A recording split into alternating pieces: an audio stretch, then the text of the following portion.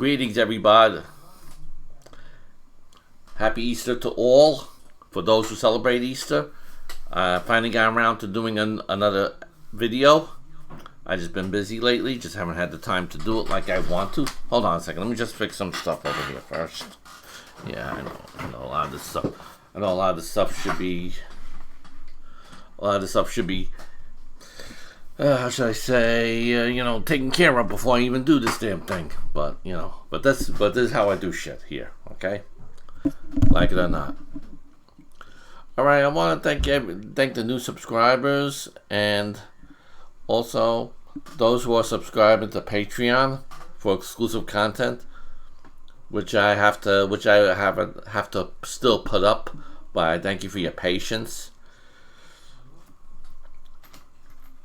So I'm already like got a book cover completed for the new book I'm writing. So I'm not gonna show it to anybody yet until I decide the right time to do that.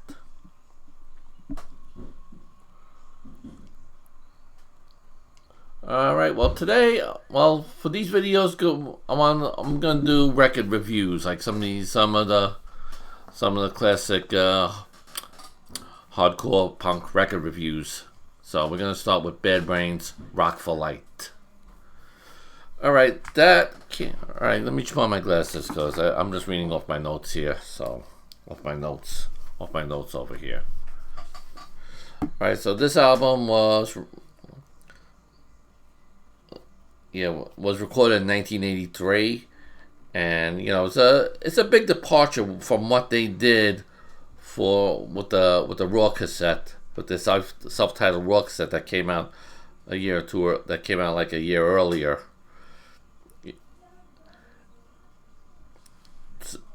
Big departure, big difference in who produced it, where they recorded it, and the format that they used for it. Prior to this album coming out, they did a 4-song EP, Destroy Babylon. Originally, it was supposed to have a lot more songs on there, but that never happened the way it was expected. So, originally the first record that they did was produced and recorded by Jerry Williams, longtime Bad Brain sound guy, and it was recorded at 171A. 171A might have been gone by this time, and they went with Rick Ocasek from the Cars, which is like a surprising move, but he was a Bad Brains fan, no denying that, and he recorded them at a studio in Boston, Massachusetts, Synchro Sound Studios. Now they managed to get something like let me see a track listing here for. They got about like 17 songs on there for the original version that was released. And originally I think record labels like Island and Electric weren't interested, but somehow they never worked out. I don't know what the inside track on those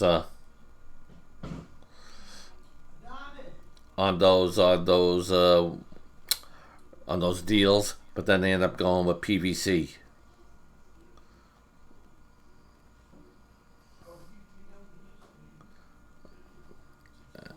Yeah, excuse the idle chatter you might hear in the background.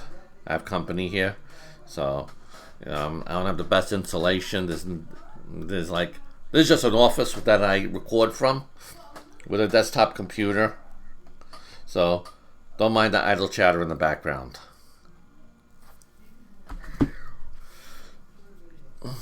Now they re-recorded a lot of the songs off of the ROIR cassette, except for songs like "Don't Need It," "Regulator," "Pay to Come."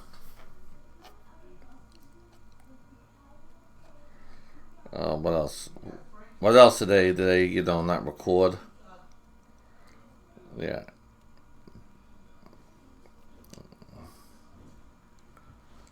Yeah, yeah.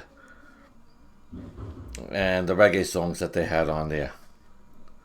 Like I Love Jah, Leaving This Babylon, Jah Calling. Yeah. Yeah, those songs did not make the album. But a lot of songs that they, recorded did. And then finally, you had the entire Destroy Babylon EP recorded on there.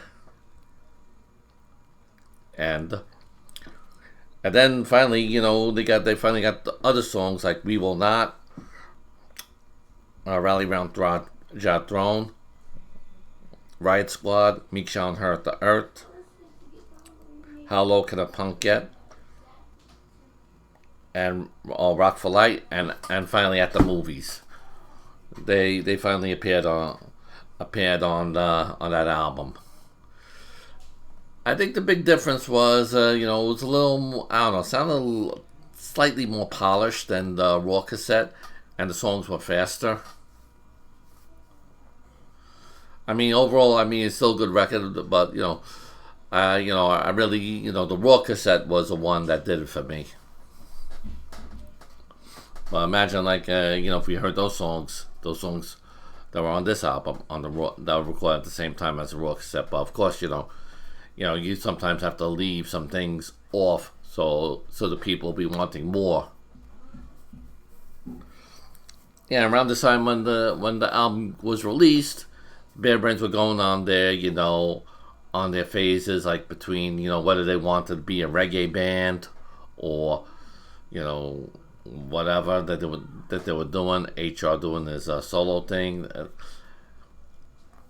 Yeah, I think they were like on and off at that time as what they wanted to do when this album came out.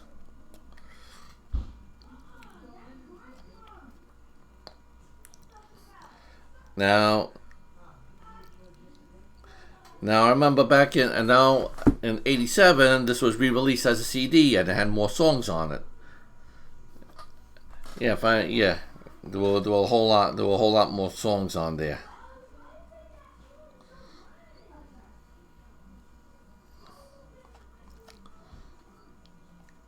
Actually, they finally put I on there, a Super Touch, and some reggae and a reggae jam.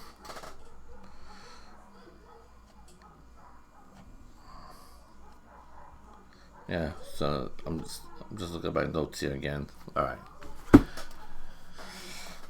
and it was remixed by Rico Kasich and Daryl Jennifer. And I believe it was remastered again a couple of years ago with the original album. I haven't heard that version yet, but I know I could find it. Anyway, this was overall. This was a very good record overall. As a place, I listened to it. I still listen to it, and it captures what the Bad Brains were doing at the time when they recorded it. It captures their sound and intensity. They're always going to be the band, no matter what you think or say. And I believe they're trying to re-release all this stuff on their own record label, Bad Brains Records. So keep an eye out for that. Anyway, that's all I'm going to talk about today. If you like this video, share the hell out of it. Click that like button. If you're not a subscriber, subscribe now. If you want exclusive content, go to my Patreon page. The description is in the box below. And also, if you want to support the channel in some of the ways I have listed, check out the description box.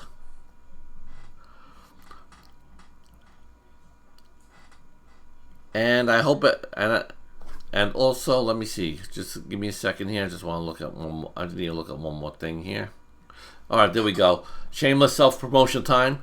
Buy some shirts. I might I might come up with some different designs in the future, you know, for the channel, but I mean, this is what I got right now. Something to start with. So support, if you want to support the channel, buy a shirt. So that's like one easy way of doing it. And I'm come up with another review next time around. Thank you, everybody. Please smash that like button and subscribe for more Tommy Rat New York Hardcore stories. Thank you for watching.